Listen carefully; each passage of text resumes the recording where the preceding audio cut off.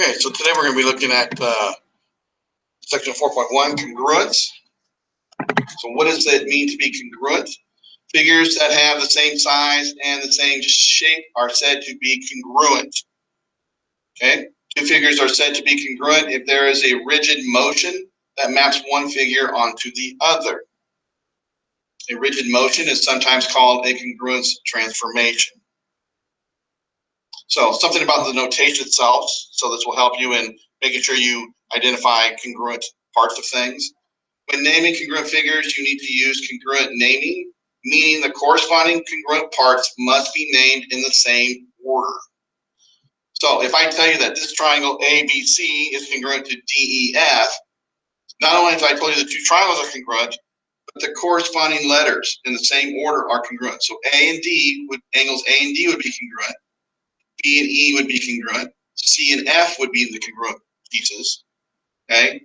AB, segment AB and DE, see, the first two letters and the first two letters are congruent. A and C, D and F, BC, EF. So when you name these things, we want to make sure we name them in the proper order. Okay. So what are we going to be asked to do today in this lessons? So we're going to be asked to do stuff like this. So here's a example right here. So given that these two triangles are congruent, what is one composition of rigid motion that maps this onto this? Okay, so we want to figure out the rigid motions. This is your rotations, your reflections, your translations, your glide reflections, any composition thereof. Okay, so we need to figure out a way to make that happen. So there's a couple things that we can do. I thought there was a single transformation that would work. It's a little bit harder to see. Okay, but I'll go ahead and point it out to you. So if you look at the point 1, -2 right here, and you use that as the point of rotation, then you can do one 180-degree rotation around this point right here, 1, -2. So if I spun this around right here, it would match up with that one down there.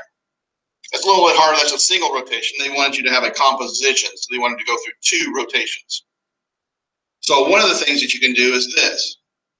Keeping the rotation idea in mind, let's just rotate it around the origin because we have simple rules for that. Okay, and we just change these values. Okay, so remember when you do a rotation around the origin of 180 degrees, then these just switch signs. So this point right here, 0, 3 becomes 0, -3. So that point will end up right here. Okay, and that point's the same, matches to M, because remember, J matches with M. So if that point in a 180-degree rotation is here, then it's just a matter of going down and over to get to that M point. So then it's a translation from that point on. So what would be a transformation for this one? You have to do the rotation first and then the translation. The translation is going to be 2 and then down 4 and then down 4. So the translation is going to be 2 and down 4. And you can compose that with a rotation of 180 degrees about the origin. And this will take triangle GHJ to triangle ALM. What is another composition that could do the same thing? Okay, so another one, because there's obviously multiple ones. I've already talked about 2 of them already. So here's a composition again. What can I use this time? Well, we can always do a series of reflections to see if that would work. Can I reflect it and then reflect it? Okay, so I chose to reflect it on the line y equals -2 first. So this point right here, and then I just flipped it over that. And once I flipped it over that, then I flipped it over that. Okay, over a line over here, which is x equals 1. So you can double check my work here, and we'll do it together. So I did a reflection, a double reflection. The first reflection was on the line y equals -2, and the second one was on when x equals 1. So I did a double reflection, and that mapped it onto KLM. So reflected here, so that means this point is going to come. If I reflect it on that line right there, it's 1, 2, 3, 4, 5 units away. They go down 5 units. 1, 2, 3, 4, 5. You see, it's right on line with this point right there, correct? And so then how far apart are those? 1, 2, 3, 4, 5, 6, 7, 8, 9, 10, 11, 12. So then what is 6 units away? 2, 3, 4, 5, 6. So it means x equals 1. If I reflect it across there, it will jump all the way here. It's right in the middle. And you can see that would work for all of them. And so you follow that reasoning down there, and you can see that these are 2 different transformations that will map that over. So part of what you're going to be asked to do is to look at a picture and find transformations that work. Okay, and then the other one would be, so here it is again. So find a congruence transformation. Now, notice this time I didn't say a composition. That means if you can do it in one step, do it in one. If you need to do a composition, do a composition. That's fine. So look at what happens here. See what you can find. Okay, follow a point, R and U. So this point has to get to there. So it's kind of hard to do it. But if I look at this and see this, is it possible that I can do a reflection somehow and then slide? So a glide reflection here. And in that case, I can. So what's halfway between? So R and U. So the difference in this direction is only 1. So half of that would be 1/2. So 1/2 is my T here. How far is it from T down to W? Is 1, 2, 3. So 1.5. And again, I'm right here. 1, 2, 3, 4, 5. 5 halves. That's 2.5. So 1, 2.5. There it is. So it looks like I have a reflection on the line y equals 1/2. So if I have a reflection across the line y equals 1/2, then I just need to slide it over. So if it comes to here, then I just need to slide it to the right 2 units.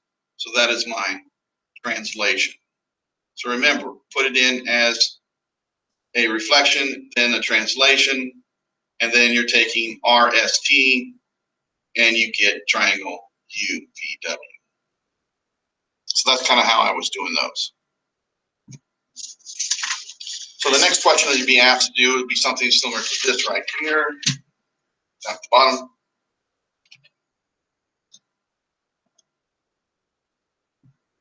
And now you need to explain things, okay? So state whether each pair of triangles is congruent. If so, describe a composition of rigid motions that maps one triangle onto the other. And if not, explain why not. Okay? So look at these 2 triangles, JKL, MNO. That's one over here. Are these congruent? Basically, is there a rigid motion that will transform it over here? And so you look at it and you kind of say, well, it's kind of weird looking. Is there? I don't think it is. But how do I confirm that it is not? I can't just say it's not. I have to give a reason why not. Okay? Explain. Okay? And you just, so when you explain in math, you have to actually show something to show why. You can't just say it isn't without any kind of explanation. Well, we can look at side lengths. Because if it's congruent, then everything has to be congruent. So we can just pick a side and see that the lengths are not going to be the same. So we can use KL or JK. I think I used JK last time. If I use JK, then it's MN. Right? This is how I know which one to use. JK, MN. These are supposed to be the same length. Well, what is the length of JK? Well, if you look closely at it, you can see that you have a right triangle. I can do Pythagorean theorem here. And I know that JK is going to be the square root of 2 squared plus 2 squared. And so this gives me literally 2 times the square root of 2 in length. Whereas mn is the square root of 2 squared plus 1 squared, so I can already see that it's not going to work. And this is the square root of 5. And so since they are not the same value, I can clearly say that JK is not congruent to MN, which means the triangles are not congruent to each other, because everything has to be congruent to be congruent. And the last one, we can see clearly that it is indeed going to be congruent because I can reflect it and then translate it down, or I can reflect it this way and translate it and reflect it again. So I can do either one of those two things. I also can do it as a rotation. This point right here is called -2, 1. And if I flip the signs on both of those, then it'd be 2, -1, and that's this point right here. And so, yes, I got a bunch of different translations I can use, and I chose the rotation because it was just one.